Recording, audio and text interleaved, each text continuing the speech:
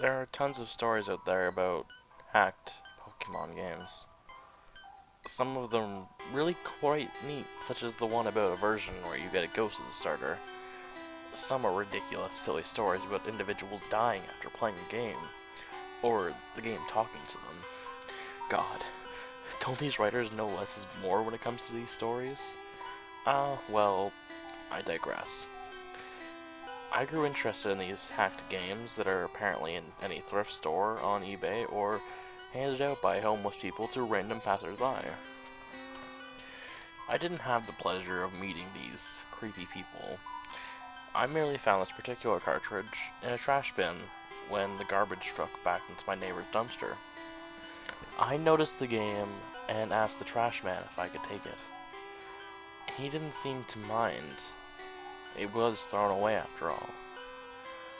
I, of course, checked with my neighbor to confirm they actually didn't want it, though they seemed perplexed, as if they'd never seen it in their life. Their son made a grab for it, a little boy who saw the Charizard on the cover, crying out, "Pokemon, Pokemon, I want Mommy." But his mother told him no, seeing as I found it. He didn't even have a Game Boy anyway. He just liked Pokemon. Thinking no more, I simply went home, looking at the cartridge's sticker on the way. Just a plain old red version. The sticker torn slightly across the Charizard's neck, but that was expected with such an old game. I had a blue version as a kid, so I was a bit eager to see the, albeit minimal, differences red version had. I was rather disappointed by what I saw when the title screen showed up. Pokemon. Strangled Red version. Well damn it. It was a hack. Hacks were neat and all, but they had zero monetary value. The original's quite valuable by now, and I wanted to play Red anyway, not this crap. Oh well, it was free, might as well try it. The name was odd, however. Strangled Red? That made no sense. Not even in a morbid description of someone being asphyxiated, as people turn blue when choking, not red. But who knows? Maybe there was a pair of these hacks and I just got the red one. The more I thought about this though, the more interested I became. My initial disappointment turned into curiosity. I wanted to know what the creator had made, and I was going to note everything I saw. The first oddity I noticed was the start screen had a Charizard next to the trainer instead of a Charmander. Also, the Pokemon never cycled through like the original versions did. It just stayed Charizard, even after 5 minutes of waiting. Shrugging, I hit start, noticing there was no Charizard cry as I did, like there was supposed to be. I saw there was a continue option, so I figured I'd do what everyone did with used games, and see what the previous owner had done. No. I blinked in surprise. No? What do you mean, no? The game wouldn't let me continue no matter what, though on the fourth attempt I heard the Charizard cry, quiet and barely audible, but there. Shrugging it off, I decided just to hit new game, like I would have done after checking the old file anyway. The screen cut to black for a while. No Professor Oak, no starting theme, just nothing at all. Eventually the screen came back, showing a bedroom, 2 beds, 2 TVs, and a computer in the corner. My trainer sprite was the usual one, consistent with the original red version. I was curious as to why it didn't ask my name, though that was answered as I opened the pause menu. Noticing my trainer was named Steven. No, this isn't my real name or some stupid crap like that. This game isn't self-aware or haunted. At least, not that I know of. It just had a name chosen already. Curious. I saw he had the starter amount of money, no badges. He didn't look like Red though. His hair was longer, almost reaching halfway down his back. Red's usual smile replaced with a confident smirk. Honestly, I found the sprite much cooler than Red. Next, I checked out his Pokemon. A single Charmander, level 5, named Miki. Nothing was odd about it, or should I say her, with the name and all.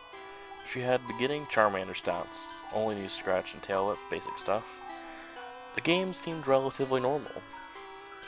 Returning to the game, I walked about the room, noticing Steven's long hair was present on the back of my trainer sprite when the back was turned to the camera. I didn't recognize the house, but I descended the stairs to see more. Downstairs was another trainer, who spoke to me the instant I came down. Mike. Ready yet? Steven. Yeah. I assumed this Mike was my rival, pre-decided for me. A replacement of Blue most likely, though I thought back to the bedroom, having 2 beds, realizing they weren't just rivals, they were brothers. They talked back and forth, basic Pokemon dialogue. Become a Pokemaster, catch 'em all, stuff like that, before having a little argument over which is better, Charmander or Squirtle, which of course led to the introduction battle.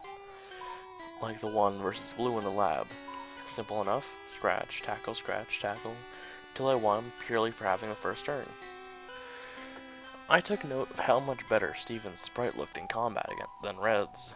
A different pose, his hair looking like it was blowing in the wind, a brief, minor upgrade, but still much nicer. I left the house after some more banter with my brother, stepping out to the Pallet Town theme. Going to the east, I found this was indeed Pallet Town. The house was simply on the outskirts to the west. I noted there was no mysterious grassy field like in normal Pallet Town. Wandering about, I decided to check in on Red's home. His mother was inside when I talked to her, she commented on how handsome Steven looked, hoping her son would look up to him as a role model when he became a trainer himself next year. Which of course led me to realize this game took place a year before the original Pokemon. Red was even upstairs, playing the SNES in his room, commenting, "I'm gonna be the best too when it's my turn." I was starting to like this hack. It was interesting. A completely new adventure, a different character. Hell, Steven even seemed to have a history with the people in his town. Reputation. A personality beyond a silent protagonist. The people in town talked to him as a person, making conversation, not just spouting tutorial crap. Even Blue's sister had a new dialogue. They seemed to be in a relationship too, as the dialogue ended with a kiss and a heart over her head. Professor Oak simply wished me well, giving me a Pokédex to aid my adventure. He wasn't giving it to me to be the reason behind the adventure like every other Pokemon game out there. He gave it to me out of kindness, something to help me on my way. A gift. I was liking this more and more with each second. The game seemed to have an actual story now. I was somebody, not just a cookie-cutter protagonist anyone could be, not some blank sheet that could be replaced without notice. The story was different, though the actual gameplay remained unchanged. I went north like I was supposed to, went from town to town, collected badges, received the praise of the leaders. Steven's fame even seemed to spread, as some NPCs would talk like they knew him. I used Miki for every battle, and she was growing surprisingly fast. She handled the Brock with ease, and even had a Misty with no trouble at all. She wasn't as adversely affected by a super effective attack as others, did more damage than a regular Charmander. She was a veritable powerhouse. She even became a Charizard at the mere level of 25. Not bad at all, I must say. Things started to get weird though as soon as I reached Lavender Town. I know, Lavender Town is the focus behind every creepy story on the right, but it was the only place that was noticeably different. There was no Team Rocket invasion, which I found odd, though I did remember this was a year in the past. So the invasion wouldn't occur until Red's time. I tried to enter the Pokemon Tower, aiming to get a Ghastly, but that's when it got odd. Steven. I have no reason to be here. Steven wouldn't go into Pokemon Tower, no matter what I did. This was weird. I mean, hell, there are a million places in camp that you have really no need to be. Little random houses with nothing but chiller NPCs, for example. Why was it here that Steven wouldn't enter? With a shrug, I figured I wouldn't need a Ghastly, seeing as Miki could handle everything, so I simply went on my way. Lavender Town serving no purpose other than a passageway with a Poke Center. progressed normally from there. The remaining gyms fell, and eventually I made my way to the Elite Four and defeated them. As was Blue, my brother Mike was there before me, initiating the championship battle, which Miki swept to lose. The aftermath of the battle was quite pleasant. None of the tension that was present between Red and Blue at the end of their match. The brothers congratulated each other on their progress and shook hands before the screen went white. No Hall of Fame nor any credits. When the screen came back, I was at the house again. The brothers sitting at the computer conversing with each other. Steven, I don't want to. Mike, come on, I just gotta borrow her for a second to finish the Pokedex. The entry won't register unless she recognizes me as a master for just a second. Steven, but she's my Miki. Mike, I promise I'll give it back. Come on, please. Yes. No. I was a bit perplexed, so I hit no to be cautious. Mike, come on, please. No. Mike, come on, please. I realized this would simply continue to loop until I hit yes, so I did, just to see what would happen. Mike, alright, this will just take a sec. They will both be Pokemasters. I had no reply. The screen changed the animation shown when two people trade Pokemon, which I found a bit weird, seeing as I was solo. But whatever. This was what was apparently supposed to happen. Miki went first. I watched lazily as she began to travel down the trading tape. Snap! That made me jump. A sudden noise resonating in my silent bedroom, loud with the volume being way up. Looking at the screen, I noticed the game had seemed to freeze. Miki still in mid-trade, but the game wasn't doing anything. Inside, I just turned off the game, wondering what my last save was. When I turned the game back on, I stared for a moment at the start screen. There was no Charizard next to the trainer. Upon pressing start, I saw the new game option was absent, leaving only continue. This was strange to say the least, so I selected it. The game starting without even showing my stats as usual. My jaw dropped at what I was greeted with. 1 year later. The Lab of the Town theme came first, playing its normal way. The screen was slowly fading in from the blackness. Steven was in the Pokemon Center, which made the music even stranger. Steven was on the Pokemon Tower, which made the music even stranger, seeing as the tower had its own theme. He was standing in front of a tombstone, not doing anything, wondering what was going on. I pressed A. Steven. ... Confused, I tried walking, realizing I was indeed in control at the moment. I brought the pause menu and checked my party. Miki was gone. Not just Miki. All Pokemon. He had nothing. The Pokédex was absent from the menu. His bag was empty. Honestly concerned now, I took his trainer card.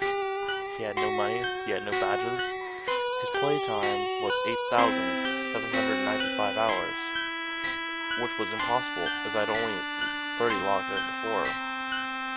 But that wasn't the strangest part. His picture, the picture of the handsome, confident young trainer, was different. His eyes were blank, his face turned slightly down. The smirk of his was gone, replaced by a lack of any expression at all. That long hair of his before in a perfect perm was now messy and unkempt. I couldn't look at him anymore. Closing the menu, I went to move out of the tower, but with every step I took away from the tombstone, the screen flickered, like it did when a Pokemon was poisoned. Gulping, I brought up the trainer card again. His picture was getting worse. Every step I took, he hung his head more and more. His shoulders slumped. He bent over. By the time I had exited the tower, he was on his knees, hands to his face, hair draped across him. I had already guessed what was going on, but this clinched it. I began to put some things together in my mind. I had always wondered why there was no champion in the original games besides your rival. Why is it you, the protagonist, had to beat your rival when he just waltzed in? No previous champion to challenge. Then it struck me, the answer was right here. The previous champion gave up. Even so, the game kept going. This This should have been an ending, I thought. I mean, what else was there to do? I had no Pokedex, no Pokemon, not anything. What was I supposed to be doing? I talked to everyone in town. They all said similar things. Are you okay? Still mourning, I see. Everything will be alright. Please, is there anything we can do? Stephen never replied to them, and they all simply said the same things over and over. I couldn't put the game down now. This was all so strange. Curious, I headed off into the tall grass and eventually got into a battle with a Rattata. No Pokemon was sent out, just Stephen's sprite. I was wondering how I'd battle.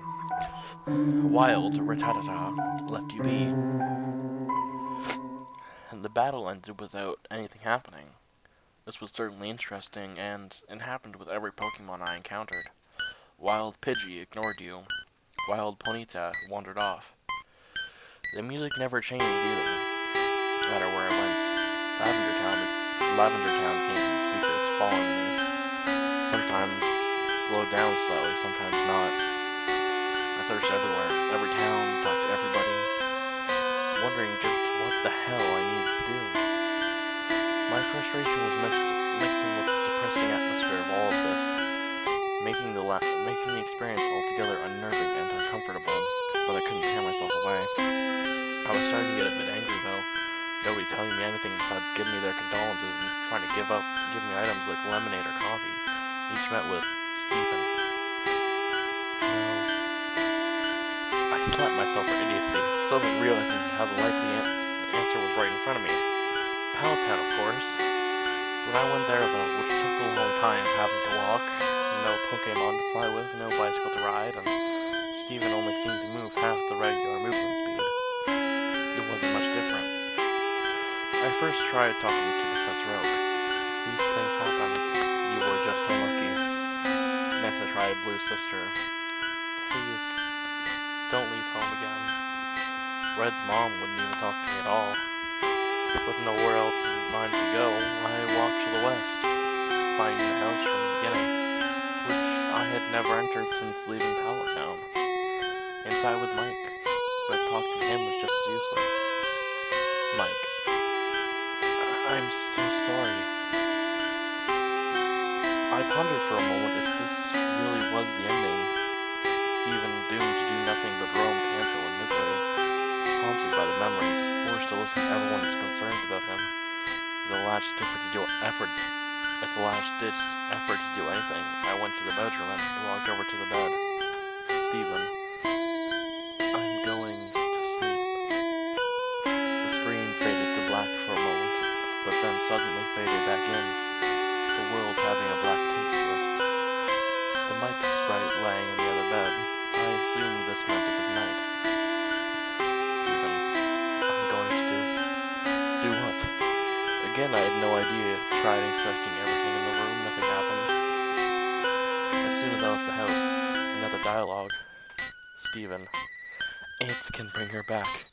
It can do anything. What the hell was it? Something that could do anything. I couldn't for the life of me figure it out. Wandering around, I tried to leave Pallet down the usual way. Stephen, not that way. He wouldn't go any further. I tried the homes. Stephen, screw them. I coiled my eyebrows at it, forgetting for a moment this was not a real Pokemon game. The vulgarity just took me off guard. I continued to look around, but there was nowhere I could go, until I accidentally stepped on the ocean, and Stephen walked right in. Only the upper half of his sprite was visible, like the swimmers you encounter in the Cerulean Gym. I didn't know he could swim. Stephen, the missing one. Missing one? I paused for a moment. No, he couldn't possibly mean that. I hadn't tried the missing one trick on this hack yet, but it just fit too well. That had to be what he meant. I surfed all the way towards Cinnabar. I began to feel something was off. More so than this already was. Silence. The Lavender Town seemed to stop. There was no noise at all. Nor were there any Pokemon. I had kept going. in a bar and surfing up and down the East Coast. Lo and behold, wild missing no appeared. Stephen, mine. Wild missing no was caught. What the hell? Stephen didn't do anything. He just commanded an atrocity of broken data to join him. No, become his possession. And it did. I was getting even more and more disturbed by this all.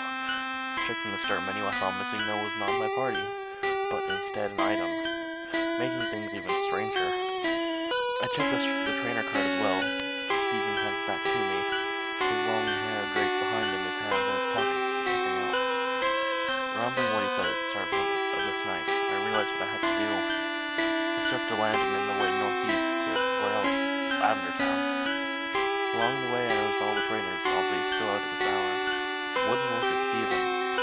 All of them turning when he passed, even those that were normally static. I tried talking to one of the officers in the guardhouse type buildings. Just go. They all said the same thing.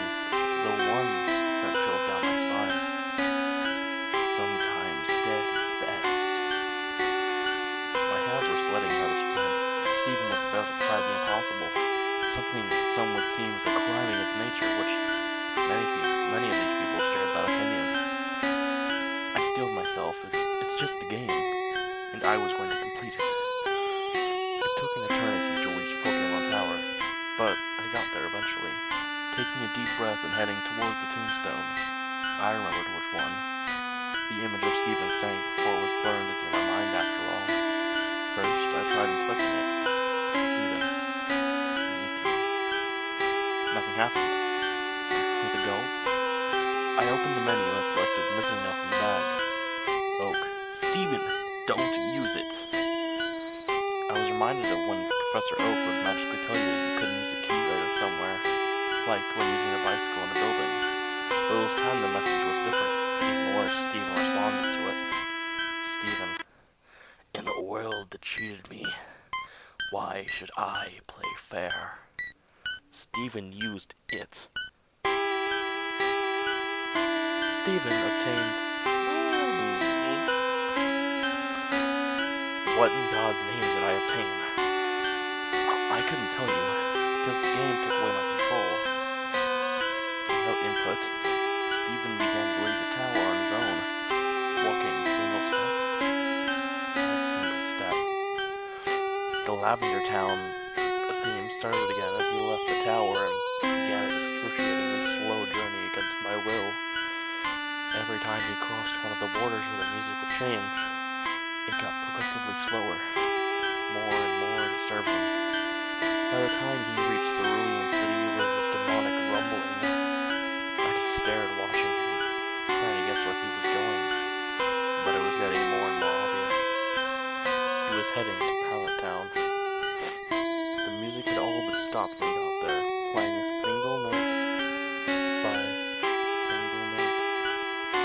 He went exactly where I'd guessed, right to his own house, inside and up the stairs. At this point, there was no music. Stephen moved step by step, stopping at his brother's bed, turning to face him.